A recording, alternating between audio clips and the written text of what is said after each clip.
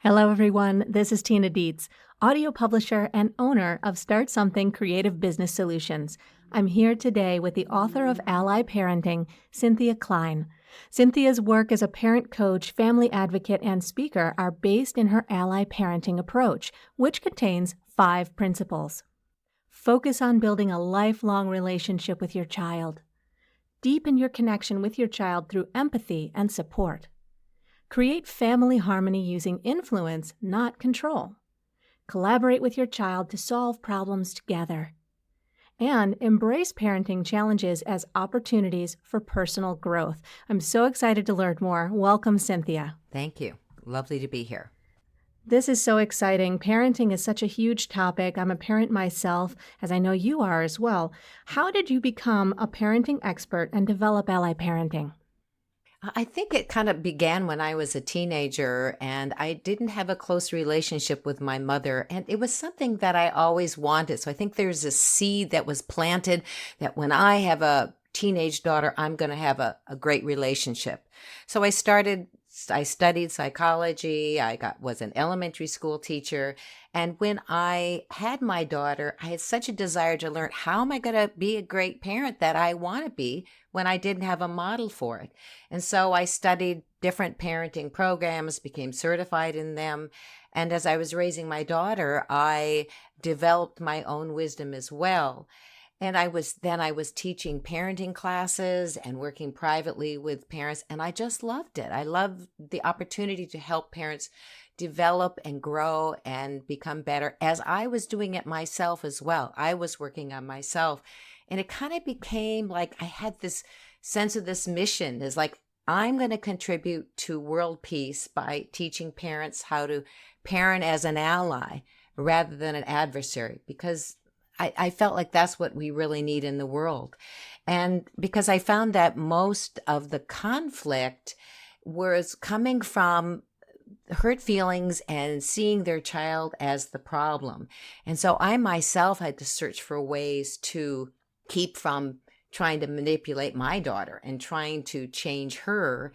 And so as the process of changing myself, I developed a transformation system that involves like self-reflecting and taking responsibility for changing myself first. And I teach that to parents.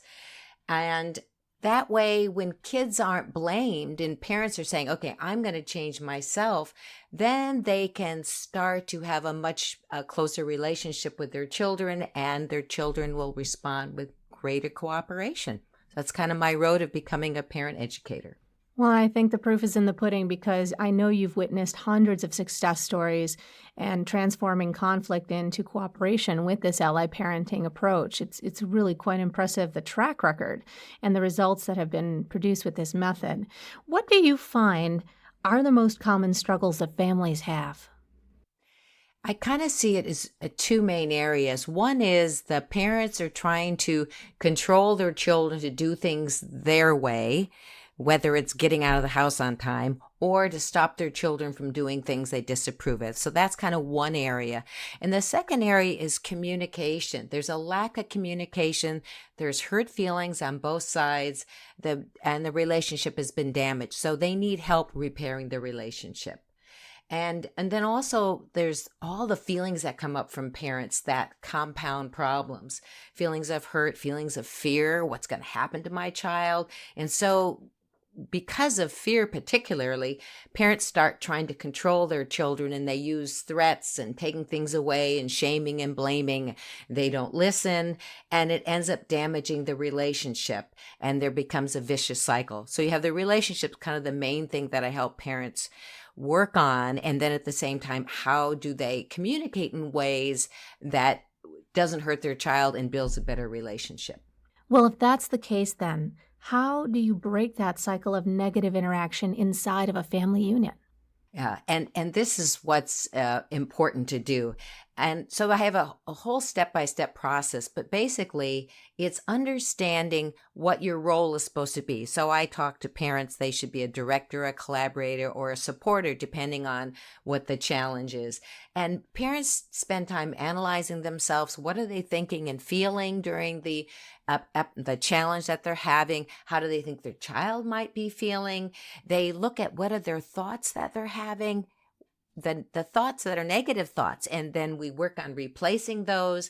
I even have parents write them down. So instead of thinking my child's just doing this to annoy me, they might be thinking my child is trying to get their needs met. How can I help them get it met in a positive ways? And so that way they've got new patterns. They've thought about, okay, I'm going to do this the next time this altercation comes up. I'm going to respond this way. And they keep working on it, and they get positive results. And so the thing is for parents to really understand that they can change. And then when they change, then it'll bring out a different response from their child. It's very helpful, very successful. Let's talk about that change then for a minute, because I know that as a parent myself, sometimes it seems like a phase that my child's going through, or honestly a phase that I'm going through, is taking forever. How long does it take to shift a negative family situation to something more positive and to make these kind of changes? It's a great question. And I would say one of the key things is first for parents to embrace and understand that when they change, then their child can change, that you have more power to change the situation than you think. So I call it a parent-child equation. On one side of the equation is what the parent thinks, says, and does. And on the other side is what the child thinks, says, and does. And there is an influence relationship. So rather than trying to change the child directly, which is very difficult, when the parent changes, they will pull out a different response from the child. So that's where that sense of hope comes in parents, like, okay, I can change. And so how long it depends. It depends of how long the interaction has been going on. It gets harder with a 13-year-old than it is with an 8-year-old to change a pattern. If the child has certain challenges themselves, ADHD, depression, anxiety, then they may need professional help. And then also the families are systems. If you have two parents and they're supporting each other, making the changes, then it'll happen much faster. And I've even seen parents in 1 month that when the parents make a shift within themselves, how they're thinking about their child, how they're talking, they will see a positive change. I've even had parents when we've worked 3 months, when it's been a very difficult situation. At the end of 3 months, we went back and we were talking about, okay, what were the challenges you had? We could barely remember them. So of course, this is optimum in 3 months to have major changes. But I have seen that, and it's very exciting for the parents. That is very exciting, as I think that we need to have that hope that things can change. And if we can have that powerful knowledge that we as parents are actually at the source, we're kind of not victims of our circumstances, that makes all the difference. And I know that when we are empowered, our children are empowered as well. So that is really, really good to hear. Now, this book has been out for a little while, and now the audiobook is out.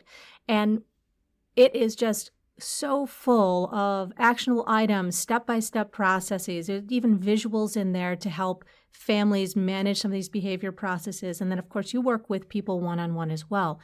But I know that you created this book so that you could have a wider reach and help more families. What else do you hope that your book will do for families? I really hope that they get a sense of hope, courage and confidence, that they can solve the challenges they are facing, because so many families are feeling stuck because times are different now. We're getting away from being the strictness and trying to have more connection with our kids. And when parents have not had a close relationship, respectful relationships in their families of origin, then it makes it difficult to change their own family. So I wanted parents to see the transformation process, that there's a step-by-step way to actually change what they're experiencing.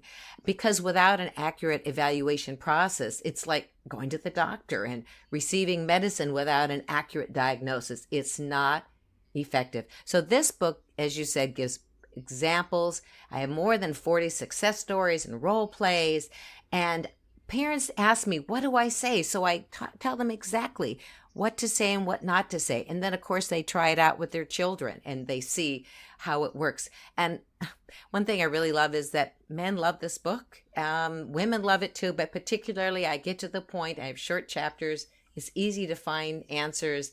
And I'm really here to help parents build lifelong, loving relationships with their children and for parents to feel, again, more confident, more successful, so they have greater harmony in the home, which leads to greater world peace, which is my mission. Cynthia, thank you so much for joining me here today. And thank you, listener, for joining us here inside the author's studio. This is Tina Dietz from Start Something Creative Business Solutions, and you can find more on Cynthia's work and ally parenting at bridgestounderstanding.com. That's bridges, the number 2, understanding.com. Thanks, and join us again next time.